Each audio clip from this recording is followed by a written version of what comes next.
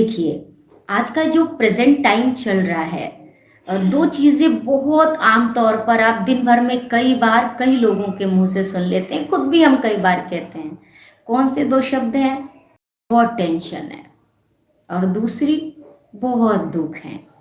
आप सोचेंगे कि दोनों एक ही तो बात है, टेंशन और दुःख में फ़र्क क्या है? दोनों एक ही चीज़ है। नहीं, दोनों में बहुत बड़ा अंतर है। टेंशन और दुःख। टेंशन क्या चीज़ है और दुःख क्या चीज़ है?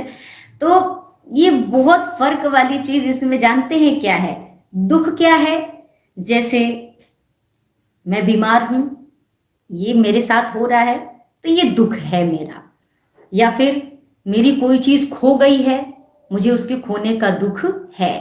वो चीज़ हो चुकी है या हो रही है, अगर कुछ गलत है तो उसका दुखी होना समझ में आता है। पर टेंशन जानते हैं क्या चीज़ होती है?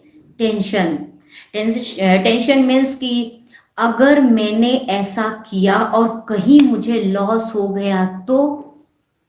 अगर आज मैंने ये काम शुरू कर दिया और कहीं ये काम अच्छा नहीं चला तो? अब ये जो तो वाली यानी कि महीने, साल भर या 10 दिन के बाद वाली बात सोचकर आज ही हम मुँह बना के बैठ गए ना, ये है टेंशन। कि जो चीज़ अभी प्रेज़ेंट टाइम में हमारी लाइफ में बिल्कुल भी एग्ज़िस्ट नहीं कर रही है, फिर भी हम सोच के चिंतित बैठे हुए हैं। अगर ऐसा हो गया, अगर नहीं हुआ, फिर क्या होगा? मतलब हम अच्छे खासे खुश बैठे हुए हैं, अच्छी खासी हमारी लाइफ चल रही है, फिर भी मनुष्य सोच लेता है, अरे मैं इतना खुश कैसे हो सकता हूँ? मुझे तो दुखी होना चाहिए। तो चलो अब क्या सोच के दुखी हूँ? आज तो कोई दुःख है नहीं, तो 10 दिन के बाद की सोच लेते हैं या महीने भर बाद की सोच लेते हैं। तो वो जो चीज़ें जो है नहीं पर हम पहले से सोच कर बैठ जाते हैं, इसका नाम है टेंशन। और आज की लाइफ में दुःख तो थोड़े कम ही लोगों को महसूस होते हैं, टेंशन में लोग ज़्यादा रहते हैं। क्योंकि वो आगे की होप करके हम और आप चलते रहते हैं, अगर ऐसा हुआ तो, अगर एग्ज़ाम में अच्छे नंबर नहीं आए तो। भई आप काम तो करो। आप आज तो मैं बार-बार यही कथाओं के दौरान भी मैं बार-बार यही कहती थी कि कल की फ़िक्र में इंसान आज के भी सुख को खो देता है। हम कल क्या होगा जैसे देखिए एक व्यक्ति था, वो ठेले पर एक अनाज की बोरी लेकर जा रहा था। अब वो बोरी लेकर निकला, उसकी एक बोरी गिर गई, उसको पता नहीं चला, वो आगे बढ़ गया। वो बोरी का जो अनाज खुलकर धरती पर गिरा, एक गौ माता आई, उन्होंने ग्रहण किया, अपने मुख में रखा और चली गईं और दूर बैठकर आराम से उसे चरबित करने लगी। एक बंदर आया, उस बंदर ने मुट्ठियों में रखा और मुख में रखा, वो भी चला गया। एक चिड़िया आई, चिड़िया ने भर पेट वो दाने चुगे, कुछ अंश अपने बच्चों के लिए लेकर गई और चली गई। इसके बाद आया एक मनुष्य। अब ये मनुष्य आया, एक मानव आया, जैसे देखो अरे इतनी सारी अनाज की बोरियां यहाँ पर खुल गई हैं, इतना सारा अनाज गिर गया है। अब वो तुरंत के तुरंत वहां पर पहुंचा। अब चूंकि उसे आइडिया तो था नहीं कि हाँ ऐसा कुछ मुझे रास्ते में अचानक से मिलने वाला है। अब वो दौड़ करके पहुंचा, कुर्ते की जेब में, पैंट की जेब में और तौलिए में बांध करके अपने कुर्ते में भी लपेट कर जितना वो ले जा सकता था अपने पूरे परिश्रम से, उसने उतना इकट्ठा किया और लेकर चला गया। क्यों इकट्ठा किया? इसलिए इकट्ठा किया कि आज का तो हो जाएगा पर कल क्या होगा? कल भी तो काम आना है, इन चीजों की जरूरत कल भी तो लगनी है। चिड़िया ने कल के विषय का नहीं सोचा, वो भी आज का सोच करके पेट भर करके चली गई। गौ माता ने कल के लिए नहीं संरक्षित करके रखा कि संग्रहण कर लिया जाए। एक बंदर तक ने इकट्ठा नहीं किया भाई कि कल मैं क्या खाऊंगा। क्योंकि मुझे लगता है कहीं ना कहीं उन तक को विश्वास है कि जिसने आज ये बीच सड़क पर अनाज की बोरी खोल दी हमारे लिए, वो कल भी ऐसी कोई ना कोई व्यवस्था हमारे लिए कर देगा। उसने हमें संसार में भेजा है तो हमें पूर्ण विश्वास के साथ उस पर आश्रित रहना है। अब आप कहें या मैं कहूं कि फिर हम भी अब कोई काम नहीं करेंगे। अगर बंदर उनके भरोसे बैठा है, गौ माता बैठी है, एक चिड़िया तक बैठी है, तो हम भी अब सारा काम धाम छोड़ के आराम से बैठ जाएंगे। पर एक फर्क तो समझा जाए, हम मानव योनि में हैं, वो पशु योनि में है, तो इस बात का तो डिफरेंस हमें समझना ही होगा कि इस मानव तन के रहते हुए हम क्या कर सकते हैं और क्या नहीं कर सकते। अगर हम अपना कंपैरिजन किसी पशु योनि से कर रहे हैं तो क्या ये हमारी विवेकता है? क्या ये हमारी समझदारी कही जाएगी? बिल्कुल भी नहीं। तो देखिए, बात सिर्फ इतनी है कि कल के विषय में सोचकर हम और आप अपने आज की सुख शांति से कहीं ना कहीं दूर हो जाते हैं। सुंदर भोजन की थाली आई। कई बार होता है ना, मनुष्य का स्वभाव बन जाता है दुखी रहना। अगर वो प्रेजेंट टाइम में दुख नहीं है तो पिछला सोच के दुखी हो जाता है, आगे आने वाले का सोच के दुखी होता है। अपना दुख नहीं मिलता तो किसी तीसरे के दुख को पकड़ कर बैठ जाता है, लेकिन वो दुखी रहना ही पसंद करता है।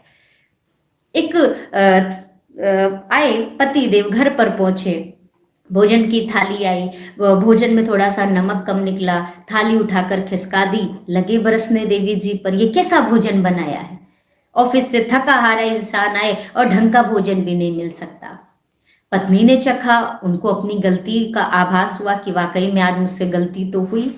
नेक्स्ट डे का टाइम आया, फिर उन्होंने भोजन बनाया, सास ससुर अपने परिवारजनों को भोजन कराया, खुद भी दो निवाले चख के देखे कि आज सब कुछ परफेक्ट है कि नहीं, आज कोई कमी तो नहीं रह गई।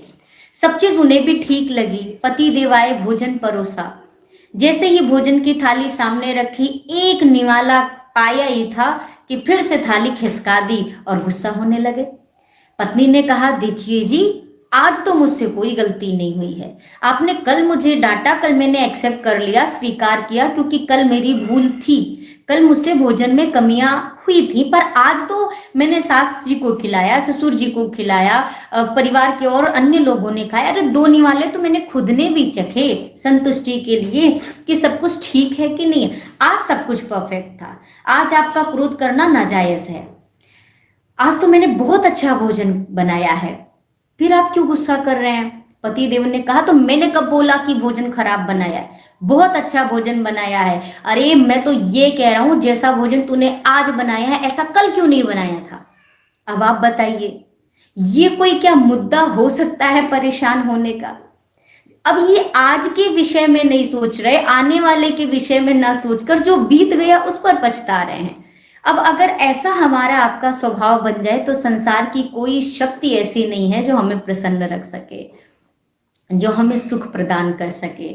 जीवन में विपत्तियां आती हैं, परेशानियां आती हैं, ये कोई बहुत बड़ी बात नहीं है, क्योंकि हमारे संत जन कहते हैं कि जीवन में जो भी परेशानियां आती हैं उन परेशानियों के पहले ठाकुर जी उसका समाधान भेज देते हैं। और ये बिल्कुल सत्य बात है, बस थोड़ा सा करना ये है विश्वास के साथ। देखिए, आस्तिक होना और भक्त होना ये दो बहुत अलग चीजें हैं, दोनों में डिफरेंस है। क्या है, आस्तिक अगर हम हैं तो ये जरूरी नहीं है कि हम भक्त भी हों। एक भक्त आस्तिक हो सकता है, क्योंकि जो आस्तिक होने का स्वभाव होगा वही आगे चल के भक्त होने में परिवर्तित हो सकता है। लेकिन अगर कोई सिर्फ आस्तिक है तो वो ये कहे कि मैं भक्त भी हूं, तो शायद कुछ चूक है। कैसे? आस्तिक व्यक्ति और भक्त में अंतर क्या है? आस्तिक व्यक्ति ठाकुर जी को मानता है, बहुत प्रेम भी करता है, ठाकुर जी के प्रति श्रद्धा रखता है, मंदिर जाता है, सब कुछ है। पर भक्त का स्वभाव क्या है? भक्त और आस्तिक में सिर्फ एक फर्क है। आस्तिक ठाकुर जी से प्रेम करके बार बार ये सोचता है, मैं इतना प्रेम तो कर रहा हूं भगवान, बदले में आप मेरे लिए क्या करोगे? मैंने आप इतने मंदिर के 108 परिक्रमा लगाई, मैंने आपके इतने बार दर्शन किए, मेरा काम बनेगा कि नहीं बनेगा? ये आस्तिक के लक्षण है। पर भक्त तो कभी इस चीज का कोई सवाल ही नहीं उठाता कि ठाकुर जी आप मेरे लिए क्या करोगे। भक्त तो सदैव अपना सर्वस्व न्यौछावर करके यही पूछता रहता है, सरकार मैं आपके लिए क्या करूं, मुझ में क्या कोई योग्यता है कि मैं आपके लिए कुछ कर सकूं। तो आस्तिक होना एक अलग मैटर है, भक्त होना एक अलग बात है, ये दोनों अलग चीजें हों। हम प्रयास करें कि हम आस्तिक हैं, अध्यात्म पर विश्वास रखते हैं, बहुत अच्छी बात है, पर थोड़ा सा इस ओर चलें कि हमारा ये आस्तिक होना धीरे धीरे भक्त होने की ओर परिवर्तित हो जाए ना, तो जीवन का आनंद कुछ और होगा।